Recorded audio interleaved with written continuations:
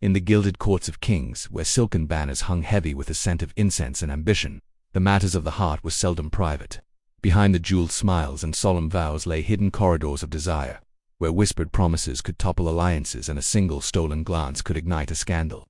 The chronicles tell us of rulers whose crowns sat uneasy upon their brows, for their hearts strayed far from their queen's chambers. Some dalliances were fleeting, others burned for years, yet all carried the same peril. The eyes of the court were never blind, and the tongues of courtiers never still. In such places, a king's greatest enemy was often not the rival across the battlefield, but the lover at his side, and the day he was caught. Edward IV of England and Jane Shore.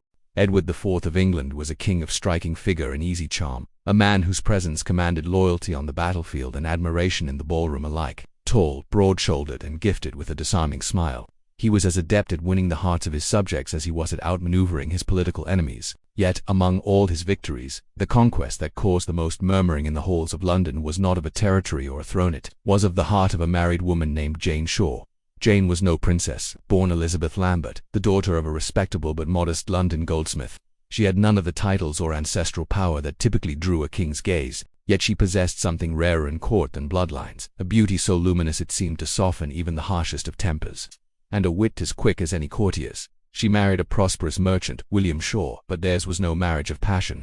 When she came to the attention of Edward IV, whether by chance encounter or careful introduction, the spark was undeniable. Soon, she had left her husband's home, exchanging the counting-house for the opulent yet treacherous world of the royal court. What set Jane apart from the king's other mistresses was not merely her allure but the depth of her influence. She was said to speak to Edward not only in moments of intimacy, but in matters of justice and mercy.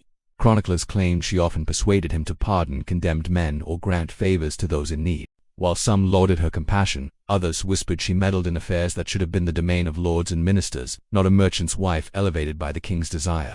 In a court where noble women schemed for even a sliver of influence, Jane's easy access to Edward was an affront to those who had spent years currying favor. But the gilded stage of courtly life is never safe for long. In April 1483, Edward IV died suddenly, leaving the crown to his 12-year-old son. Edward V, in the vacuum of power, Edward's brother, Richard, Duke of Gloucester, soon to be Richard III, took control. Jane, bereft of her protector, quickly found herself vulnerable. She had, in the eyes of the new ruler, been a fixture of the late king's excesses, and in a time of political upheaval, those tied to the old order were convenient scapegoats. Summoned before the city, Jane was condemned not for treason, but for immorality. She was ordered to perform public penance. Barefoot, clad in a simple white linen shift, she walked the streets of London as the crowd jeered. The wind bit at her skin, the stones bruised her feet, yet some onlookers swore she held her head high, even smiled faintly, as if this humiliation were but a passing moment in a longer game. What Jane knew that day, what secret she carried through the streets, would in time place her once more at the center of intrigue, in a scandal that reached beyond the grave of the king she had loved. King Charles II and Nell Gwyn. Charles II of England was a man born into chaos and crowned into celebration. After the bitter years of the English Civil War and the stern, joyless rule of Oliver Cromwell, the restoration of the monarchy in 1660 brought with it a tide of revelry. Charles, tall and dark-eyed, was determined that his reign would not be remembered for dour Puritanism but for life, laughter, and pleasure. He earned the nickname the Merry Monarch, not from his policies but from the atmosphere of indulgence and merriment that surrounded his court. And at the heart of this hedonistic circle stood a woman who would scandalize and enchant in equal measure. Eleanor Nell Gwyn. Nell's beginnings could not have been further from the marble floors of Whitehall. Born around 1650 in the shadows of Covent Garden, she grew up amidst the bustle of market stalls and the chatter of London's streets. Her mother is said to have run a bawdy house. Nell herself began selling oranges to theatergoers, a job that allowed her to slip behind the curtain of the city's playhouses. She soon took to the stage herself, first as a comedic actress. Her sharp tongue, radiant smile, and earthy wit made her a favorite among audiences, sane, eventually, among the gentlemen who frequented the playhouses for more than just drama. It was in one of those candlelit theaters that Charles first noticed her. The king, a great patron of the arts, was drawn to actresses as a moth to flame, and Nell's lively spirit was a rare spark even among the beauties of the Restoration stage. Their first encounters were discreet to all. Charles already kept a number of mistresses, but discretion was never Nell's strong suit. Before long, she was openly installed as one of his favorites, and the two were seen together in public. The common people, who distrusted the king's French Catholic mistresses like Louise de embraced Nell as our Nell, a true Englishwoman of humble birth. But such a romance could not exist without scandal. Court gossip claimed that Charles spent vast sums on her, showering her with jewels, and securing her comfortable lodgings near St. James's Palace. Some ministers whispered that Nell used her influence to win favors for friends and to undermine rivals among the king's mistresses. Her frank humor only fueled the fire once, when her carriage was mistaken for that of Louise Diane, attacked by an angry crowd. Nell is said to have leaned out and cried, "Pray, good people, be civil. I am the Protestant whore." The jest, scandalous though it was, endeared her even more to the English public. Yet beneath the laughter and lavish gifts lay a dangerous truth. Charles' open favor for a woman of the stage, however beloved by the people, risked alienating powerful nobles, who expected a higher-born mistress to wield such influence. Nell, for all her charm, was walking a tightrope between royal affection and political peril, and when whispers began that she intended her young sons by the king to be given titles placing them dangerously close to the line of succession, those in court who despised her began to sharpen their knives. Louis XIV and Madame de Montespan. Louis XIV of France, the Sun King, ruled with a brilliance that dazzled Europe. His court at Versailles was the very embodiment of opulence, a place where gold gleamed from every cornice and the scent of 1,000 flowers perfumed the air. Yet beneath the grandeur lay a court seething with ambition, jealousy, and desire. Among the many who sought to capture the king's attention, none succeeded so completely or so dangerously as Fran was de Rochechouart de Mortemart, Marquise de Montespan. Born into one of France's oldest noble families in 1640, was raised with every advantage, beauty, wit, and a razor-sharp mind trained in the art of courtly conversation. Married young to the Marquis de Montespan, she entered court life with the grace of one who knew she was destined for more than the role of dutiful wife. At first, she served as lady-in-waiting to Queen Maria Theresa, a position that placed her in close proximity to the king. It was here, amidst the ceremonies and entertainments of Versailles, that began to charm Louis. Their romance ignited quietly at first, in stolen conversations and lingering glances during the elaborate ballets and masques in which Louis himself often performed. But soon, their passion became an open secret. Possessed not only the beauty to hold the king's gaze, but the intellect to keep him fascinated. She was witty, sharp-tongued, and confident, with a knack for turning any gathering into a stage upon which she shone brightest.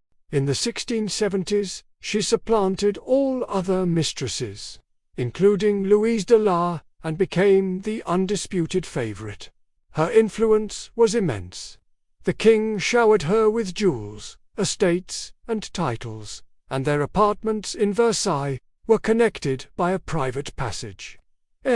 Bore Louis 7 children, all of whom were legitimized and given high-ranking positions in the courts.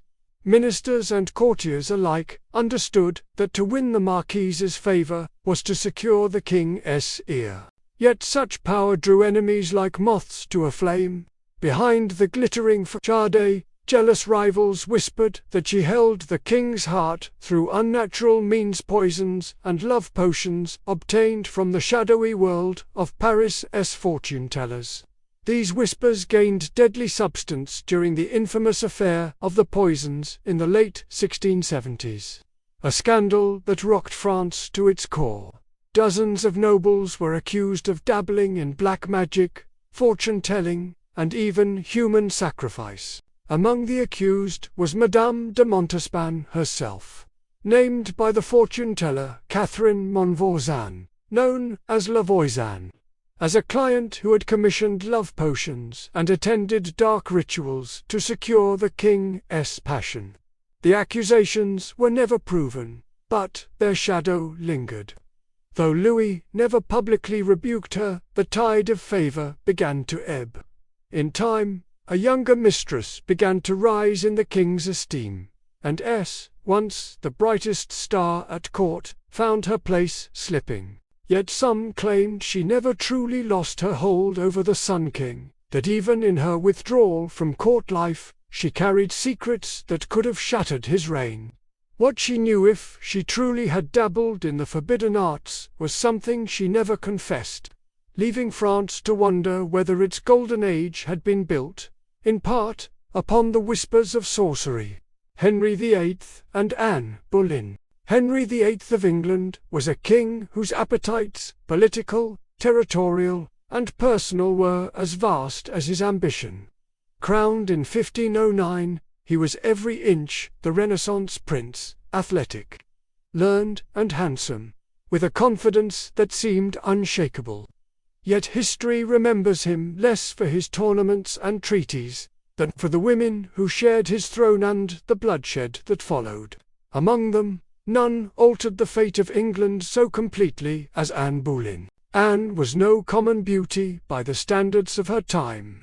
She had a dark, almost exotic allure, a striking presence, and eyes that contemporaries swore could hold a man captive.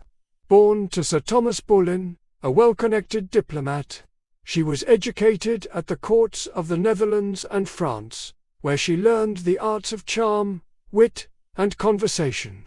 When she returned to England in the 1520s, she entered the household of Queen Catherine of Aragon, Henry's first wife. It was here that Henry first noticed her, though he was already entangled with her sister, Mary Boleyn. By then, what began as courtly flirtation deepened into a dangerous obsession. Henry had taken mistresses before, but Anne was different. She refused to be merely his lover. She would not yield to him without a crown. For 7 long years, Henry pursued her, growing increasingly impatient as Catherine failed to give him a male heir. His infatuation with Anne became the driving force behind what would become the greatest political and religious upheaval of his reign. When the Pope refused to annul Henry's marriage to Catherine, the king made a decision that stunned Christendom. He would break with Rome entirely. In 1533, Henry secretly wed Anne, declaring her his lawful queen. For a brief moment, it seemed his gamble had paid off and was crowned in a lavish ceremony. And within months, she was with child. But the birth of a daughter, Elizabeth, instead of the much-desired son, was a bitter blow to Henry. Anne's sharp tongue, once a source of fascination, now irritated him. Her strong will, once admired, became a liability. The same courtiers who had once flattered her began to plot her downfall. Whispers of her infidelity began to circulate, accusations that she had been unfaithful not only with courtiers but even with her own brother, George Boleyn. Whether these charges were fabricated by her enemies or fueled by Henry's waning passion, they were enough to seal her fate. In May 1536, Anne was arrested and taken to the Tower of London. She stood trial before a jury of peers, where the verdict was all but predetermined. Found guilty of treason and adultery, she was sentenced to death. On the morning of May 19, 1536, Anne ascended the scaffold, dressed in a gown of dark damask and a mantle of red. She addressed the crowd with dignity, proclaiming her innocence and praying for the king. Then, with a single stroke of the executioner's sword, her life ended, and with it, the most tumultuous love affair in English history. Yet, even as her head fell, the daughter she had given Henry would one day sit upon the throne for over 40 years, reshaping England's destiny. And so, the question lingered in the minds of many. Had Anne truly been guilty, or had she simply been too powerful and too inconvenient for the king she once held captive? And so, from the gilded chambers of Edward IV to the scandalous stages of Charles II's England, from the perfumed halls of Versailles to the shadowed corridors of Henry VIII's court, we have walked among kings whose hearts strayed beyond the sanctity of their vows. Their mistresses were not merely ornaments of beauty, they were players in the great game of power, shaping decisions, swaying tempers, and sometimes toppling the very order they sought to serve. In these stories, love was rarely pure, loyalty often conditional, and passion a force that could both crown and destroy. For, in the courts of royalty, the heart was never truly free. It was a prize, coveted, contested, and dangerous to possess. And perhaps, as history has shown, The greatest scandal was never that these kings were caught, but that, in the end, they could not help but be